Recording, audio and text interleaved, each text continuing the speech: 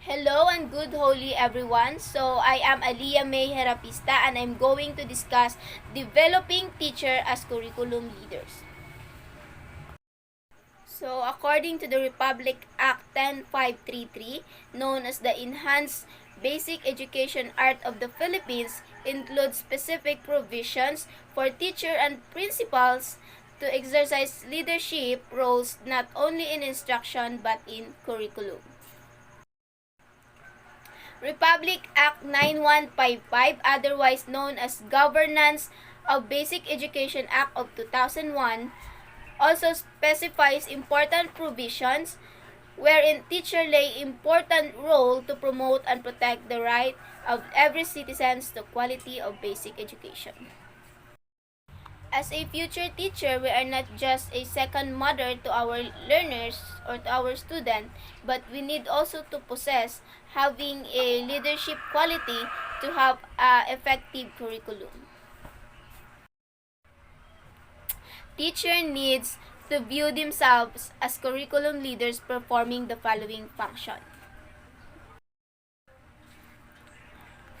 Ensure effective implementation of curriculum standards and competencies, develop and evaluate curriculum materials that are appropriate for the students. Next is develop assessments and evaluation tools to assess learning and plan and evaluate curriculum.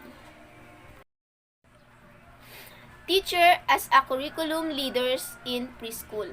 Republic Act 10157, otherwise known as the Kindergarten Education Acts, integrates kindergarten tuition education in the formal education system of the country.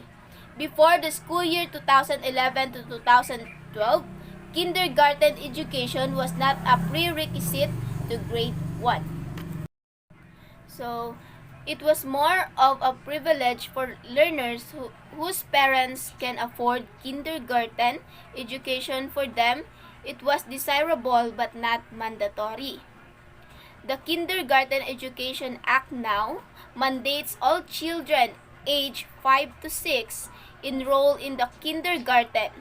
A diploma in kindergarten is now a prerequisite to enroll grade 1.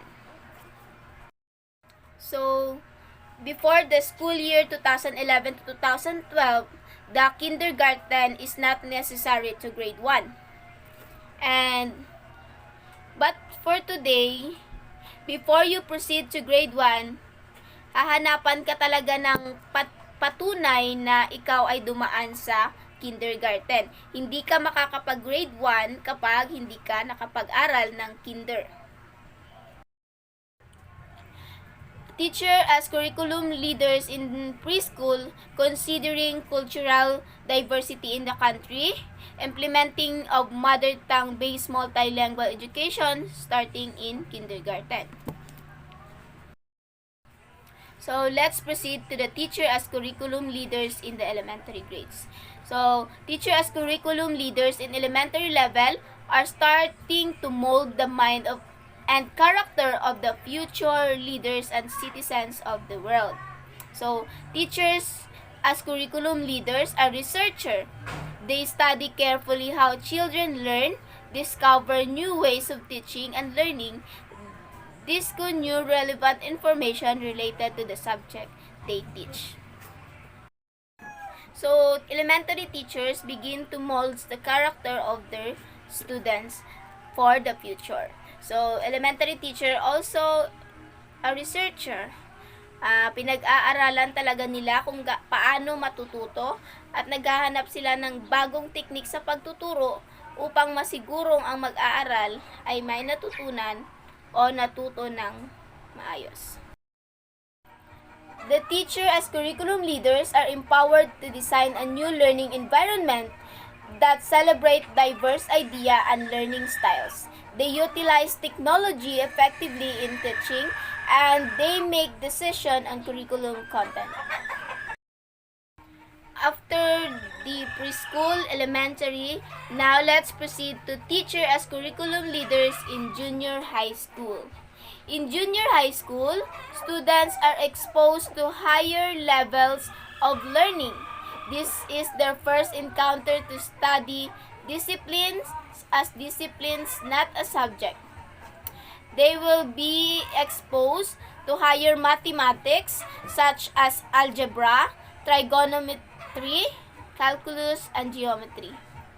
They will be introduced to Asian history, world history, economics, and deeper learning of Philippine history. In junior high school, teachers will assume leadership roles by sharing their disciplinary expertise to students. They are not content experts and effective facilitators of teaching and learning process. Developing teacher as curriculum leaders in senior high school. So the senior high school teacher will need to develop and implement lessons that are learner-centered, inclusive, and developmentally appropriate, relevant, responsive, and research-based, culture-sensitive, contextualized, and global pedagogical approaches that are constructivist, inquiry-based, reflective, collaborative, and integrative. So, there are 4 specializations in the senior high school academic track: the humanities and social science, business, system, and general academic. This track aims to develop the following: life and career skills, learning and innovation skills, information and media skills, and lastly, the communication skills. So, in senior high, ang madedevelop talaga dito ay ang mga skills.